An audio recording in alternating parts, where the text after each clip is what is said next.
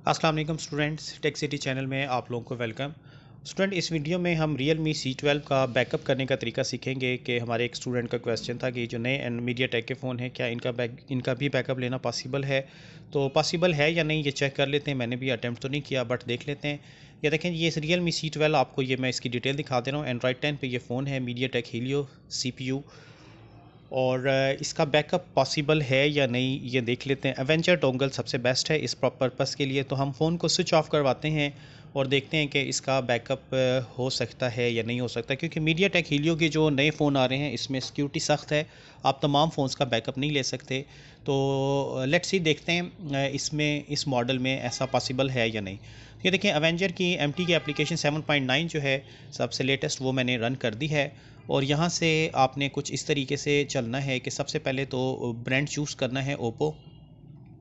और ओप्पो में से यहाँ से मॉडल Realme C12 लिस्टेड नहीं होगा, तो आप C11 ले लें। ठीक है, C11 मॉडल करीब करीब कर लेने। और ये बाईपास सिक्योरिटी, इसको लाजमी आपने टिक करना है।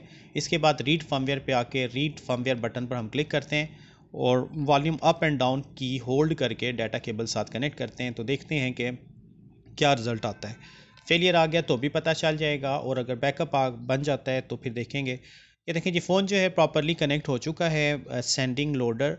और इसके बाद नेक्स्ट, हाँ जी, ये जी बैकअप कर सकते हैं जी, बिल्कुल देख लें बैकअप होना स्टार्ट हो गया। ठीक है, तो नए जो फ़ोन है, क्योंकि एवेंजर की ये जो नई अपडेट आई है इसमें नए हीलियो प्रोसेसर की सिक्योरिटी को क्लैप्स करने के लिए इन्होंने बाईपास सिक्योरिटी का ऑप्शन दे दिया है कि इसको चेक लगा के फिर आप कर सकते हैं। बट अगर आप चेक नहीं लगाएंगे तो फिर शायद फ़ोन फेल हो जाए, फ्रीज भी हो सकता है, फिर आपको फोर्सली उसको रीस्टार्ट करना पड़ेगा।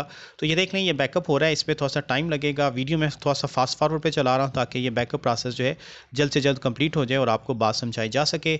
आगे बैकअप कंप्लीट होने के बाद ये बैकअप कहाँ जाता है और इस बैकअप को अगेन हम कैसे यूटिलाइज़ कर सकते हैं सेम इस मॉडल पे, इस मॉडल को फ्लैश करना हो या C12 मॉडल कोई भी दूसरा फ़ोन आ जाए तो उसको कैसे फिर फ्लैश करेंगे।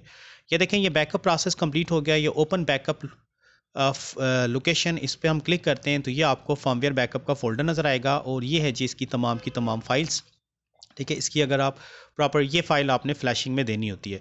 तो फ़र्ज़ करें अगर आप इसी फाइल से फ्लैश करना चाहते हैं तो इसको हम कॉपी करेंगे, लोकेशन को कॉपी करने के बाद हमने ये इसका साइज़ भी मैं आपको चेक करवा देता हूँ कि ये जो फर्मवेयर बैकअप हो गया है, ये देख लें तकरीबन 7 पॉइंट समथिंग GB का इसका साइज़ है, 7 से 8 GB के दरमियान इसका फर्मवेयर है।